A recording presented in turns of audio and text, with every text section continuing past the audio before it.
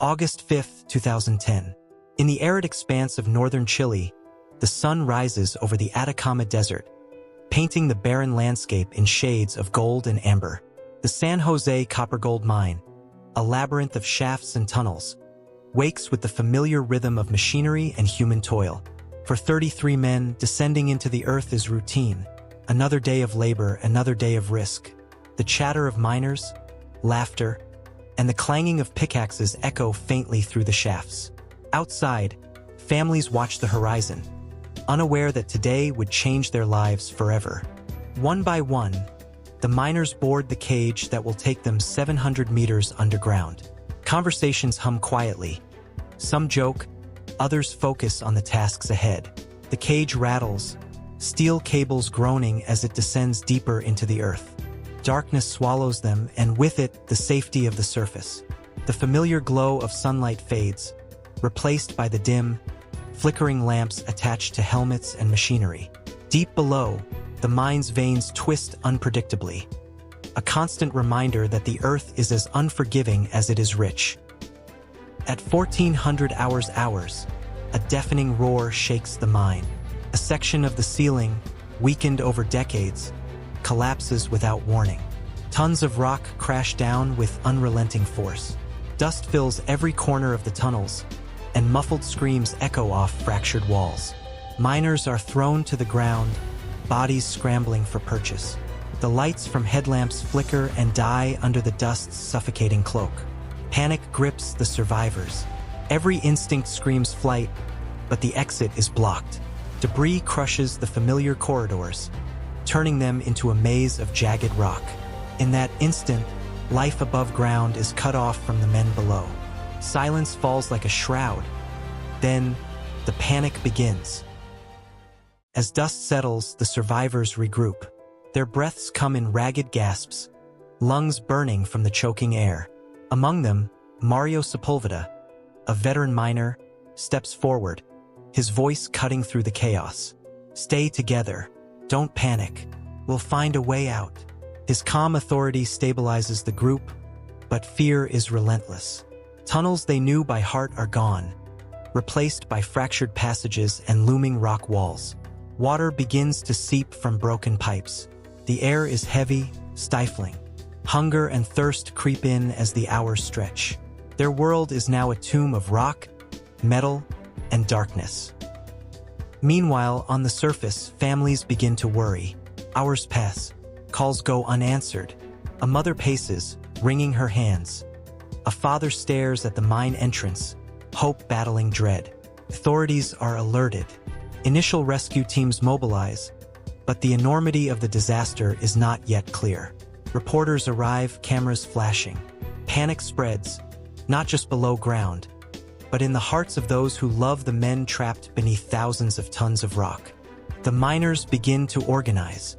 They are in a confined space, but discipline emerges from desperation. Groups are formed to ration water, inspect injuries, and scout stable passages. Makeshift shelters are built from debris. Conversation is careful, deliberate, because every sound echoes in the tunnels. Every movement could trigger further collapse. They share stories of family, of life above, of hopes and fears. Sleep is brief and interrupted. The mind is ever alert. Food is scarce. Water is minimal. Yet camaraderie blossoms in the face of adversity. Humor becomes a rare reprieve. In the darkest hours, hope flickers like the headlamps cutting through the dust.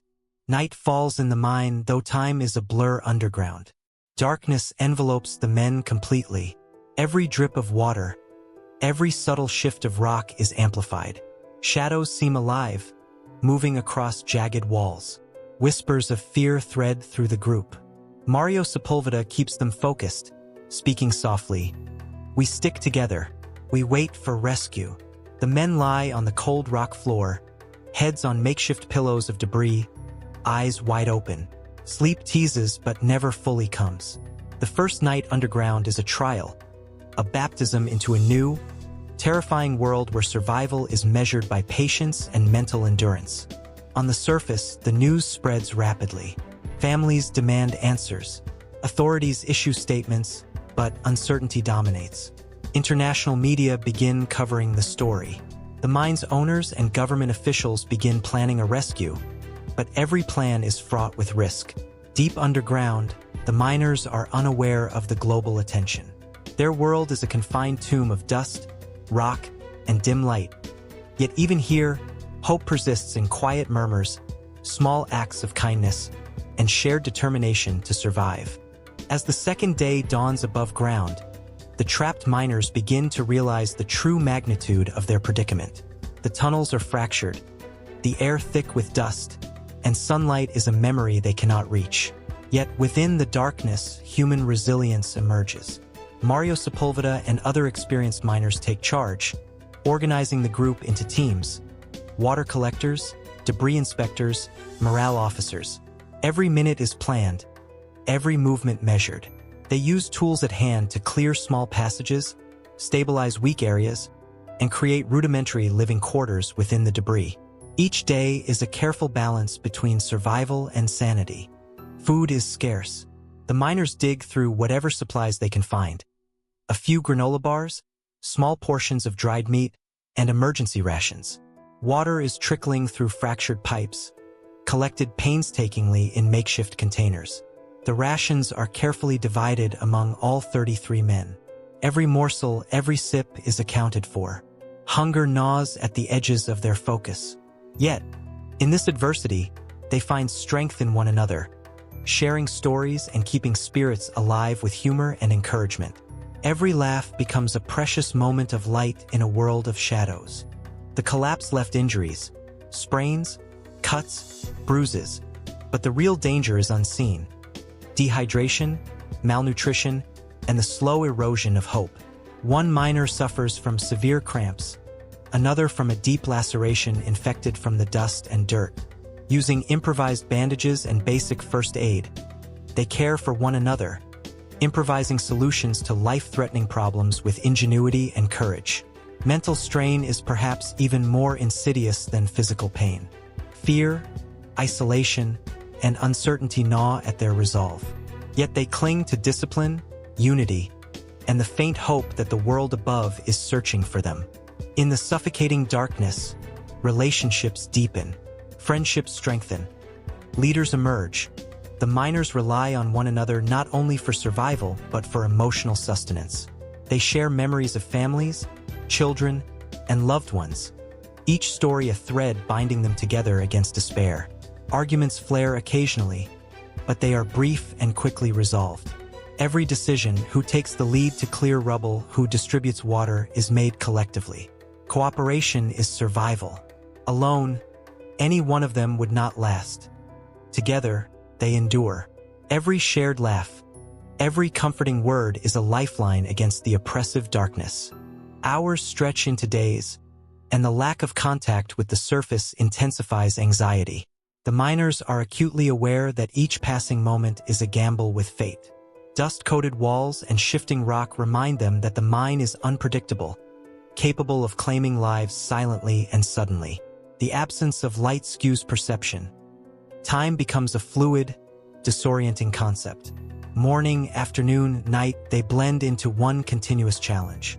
Every sound echoes, every movement is measured, every decision could mean life or death. By the fifth day, resourcefulness becomes their greatest ally. Using scraps of metal and debris, the miners create small tapping systems to send vibrations through solid rock. They attempt to communicate through walls, hoping the outside world will somehow notice. Each small attempt carries the weight of hope and desperation. A tap might be ignored, a vibration might be misinterpreted, but to them, it is action against despair. It is the human instinct to reach out, to fight against the cold, crushing isolation. As days stretch onward, the mental strain intensifies. Claustrophobia, fear, and uncertainty are constant companions. Miners whisper in the dark about what life will be like if rescue does not come. Some break down in silent tears, hidden from the group, ashamed of their vulnerability. Others step up, offering courage and reassurance. Laughter becomes a scarce but precious currency. Every shared joke, every act of solidarity, is a shield against despair. The human mind is tested in ways unimaginable, and every decision, where to sleep, how to ration food, when to explore, carries monumental weight. Above ground, the mining company and Chilean authorities mobilize engineers, geologists, and rescue experts. Plans are drawn, drilling equipment prepared, and calculations made with painstaking precision. The world watches with bated breath as rescuers attempt to reach the trapped miners. Initial drilling attempts are met with setbacks. The rock is harder than expected, equipment malfunctions, and the tunnels below resist every effort to reach them. Every day that passes above ground mirrors the days below. Anxiety, hope, and frustration entwined. Back underground, the miners improvise. Broken pipes become water catchment systems. Scrap metal forms makeshift tools. Miners climb through unstable tunnels to search for safer areas or additional rations. Each small innovation is a triumph against nature and circumstance. Ingenuity becomes survival. The miners learn to work with what little they have, combining experience, intuition, and collaboration to endure. Every new idea, every small success, fuels morale and keeps despair at bay. By the 10th day, tiny victories sustain them. A small water pocket is discovered. Food is rationed precisely to last longer. Messages hammered into rock carry the hope that someone above will notice. They mark their days carefully, each strike of metal against stone a heartbeat of hope. In the oppressive darkness, hope is fragile yet alive. The miners cling to it, sometimes desperately, sometimes defiantly. Every act of resilience is a silent proclamation. We will survive.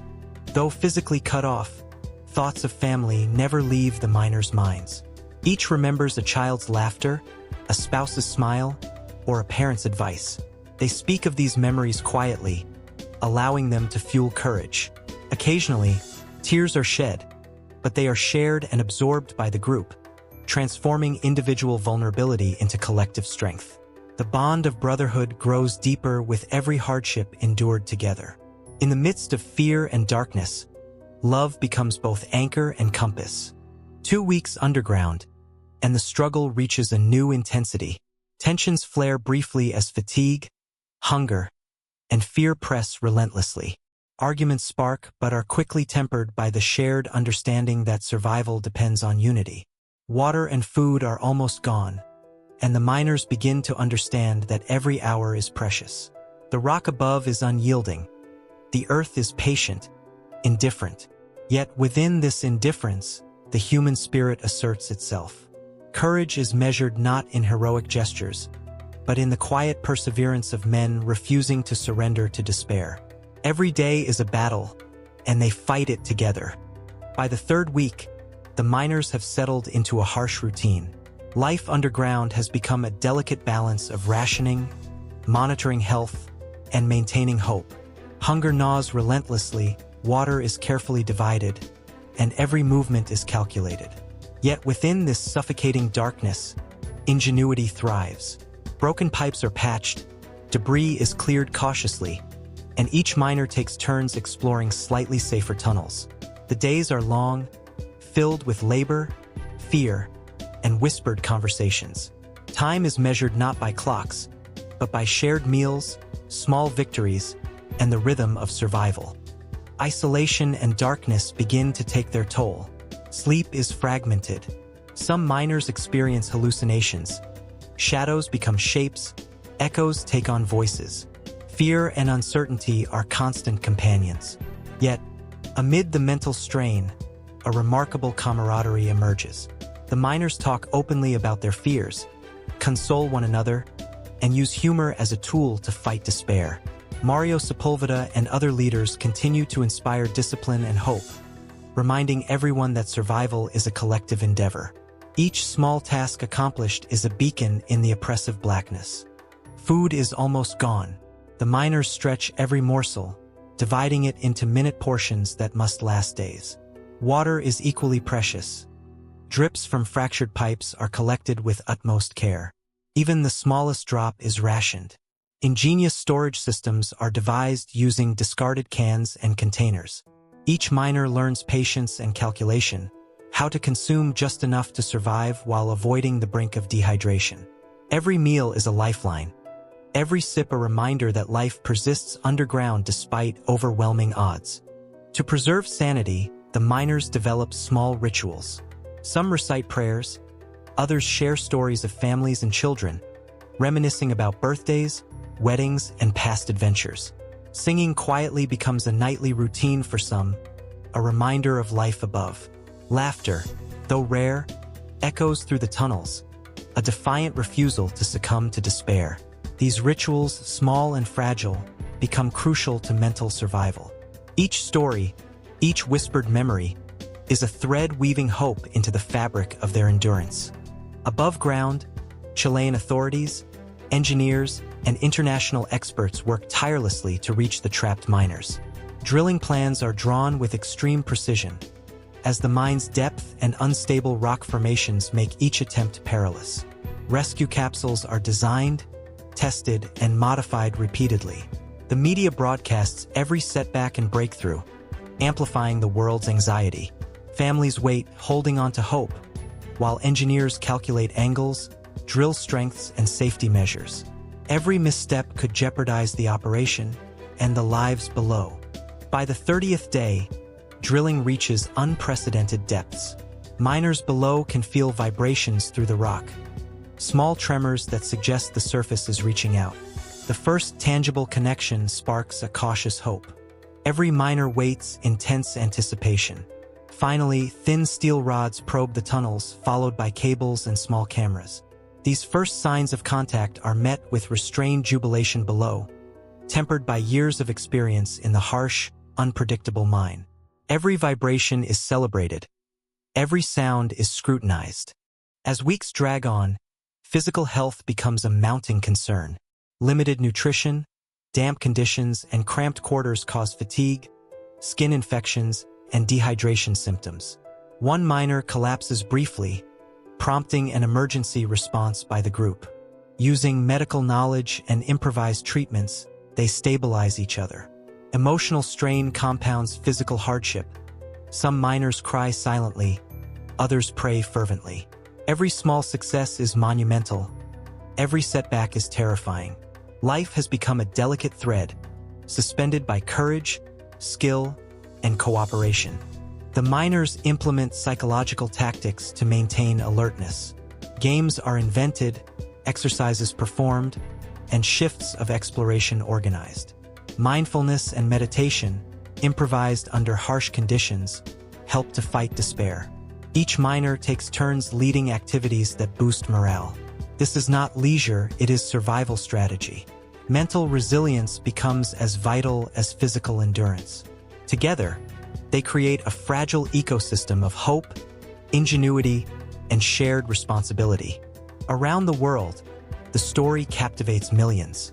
News networks broadcast images of families waiting anxiously outside the mine. Experts speculate, governments offer assistance, and a collective global hope begins to coalesce. Letters, supplies, and encouragement are sent to Chile. The trapped miners remain unaware of the scope of international support, but the knowledge that the world is watching adds an invisible weight of expectation and hope. Every day, above and below ground, history is being written. On the 33rd day, a breakthrough occurs. A small, narrow drill finally reaches a chamber near the miners. A steel capsule with messages is lowered, connecting the underground to the surface. The miners can now communicate, short notes of reassurance, requests for food and medical supplies. The first words from above bring tears, relief, and a renewed sense of determination. The impossible seems achievable. Survival is no longer just endurance, it is a tangible plan. Hope courses through every heart in the chamber. Even with communication established, the miners know the rescue will take time. Drilling is slow. Conditions remain precarious. Yet, the ability to exchange messages brings a psychological lifeline. Instructions, encouragement, and updates from above remind them that the surface is tirelessly working to reach them. Each day is still a battle, but now the end is conceivable. Every meal shared, every story told, Every tiny victory underground is amplified by the knowledge that hope is no longer just imagined. It is real, and reaching out to them. The miners continue to innovate. Water is purified with improvised filters. Food is preserved and rationed meticulously. Sleeping arrangements are optimized to conserve energy.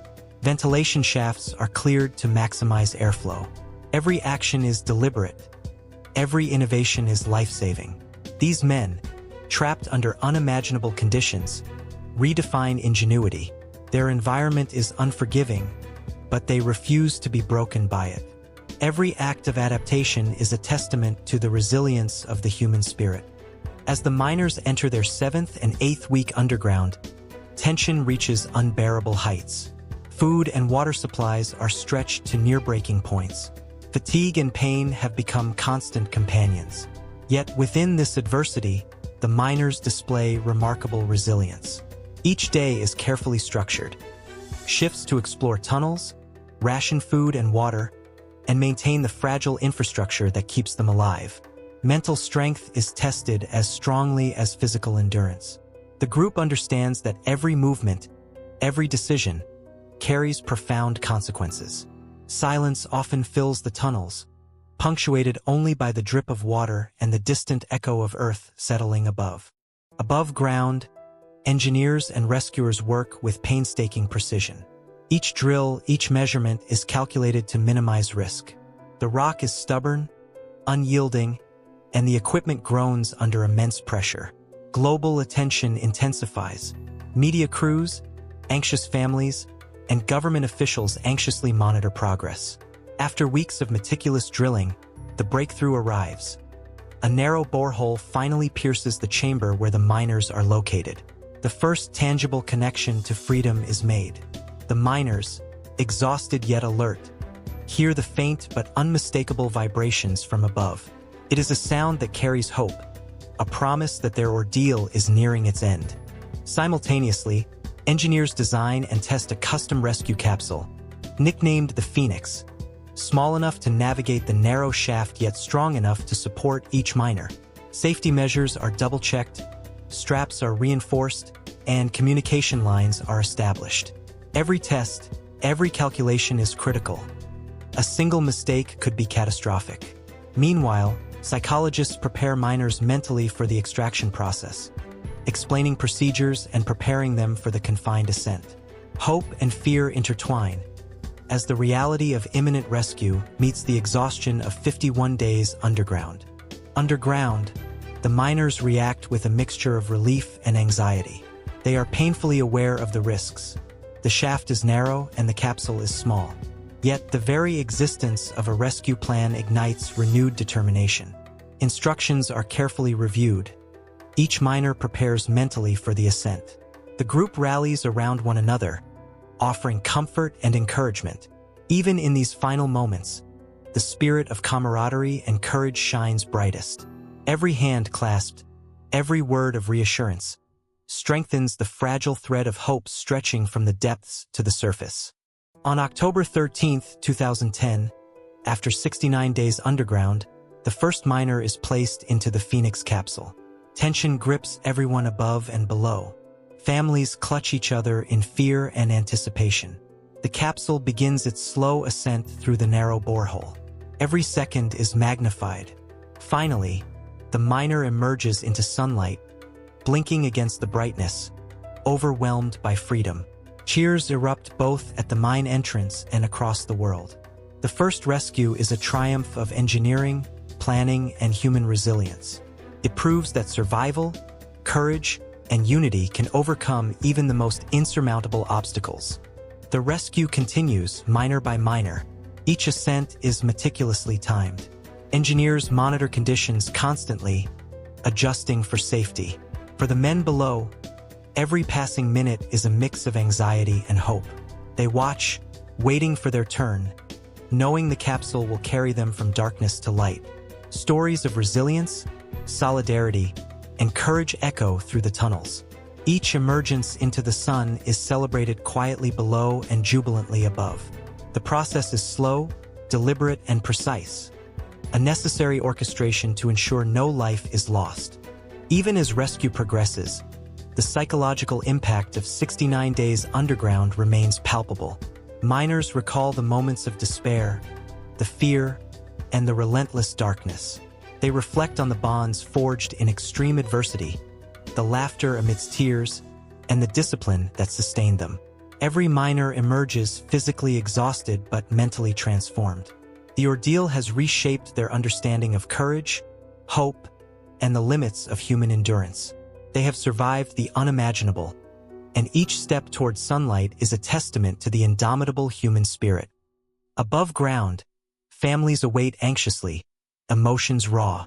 The first embrace is one of overwhelming relief, tears flowing freely, laughter mingling with sobs. Every miner's emergence is met with emotional reunions that capture the world's attention. Fathers, mothers, wives, and children hold their loved ones close, unwilling to let go. The psychological and emotional scars of the underground ordeal are tempered by the joy of survival. Cameras capture every embrace, every tear, broadcasting to millions a story of hope, perseverance, and the power of human connection. The Chilean mine rescue captures global imagination. Governments, media, and individuals around the world celebrate the extraordinary feat of endurance and coordination. The miners are hailed as heroes, not just for surviving, but for exemplifying teamwork, discipline, and courage under the most extreme circumstances.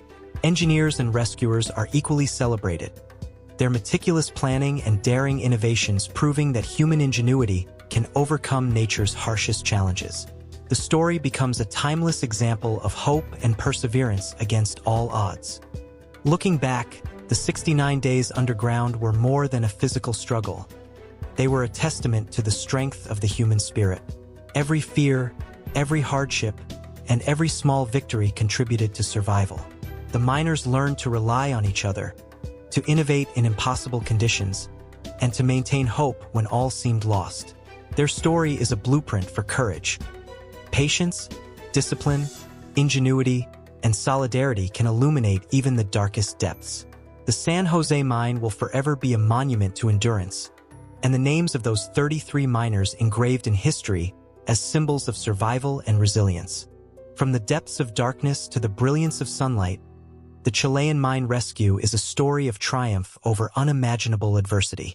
It reminds the world that, even in the harshest conditions, courage, ingenuity, and hope can carry humanity forward. The ordeal of 33 miners trapped 700 meters underground for 69 days is not just a story of survival. It is a testament to the power of unity, the strength of the human will, and the indomitable spirit that refuses to surrender. Against all odds, they emerged into light, forever changing our understanding of what it means to endure, to hope, and to survive. If this unbelievable survival journey moved you, then make sure to like the video and subscribe to the channel for more real stories of courage and hope. And don't forget to hit the bell icon so you never miss the next survival episode. Until then, stay strong, stay curious, and keep believing in the power of human spirit.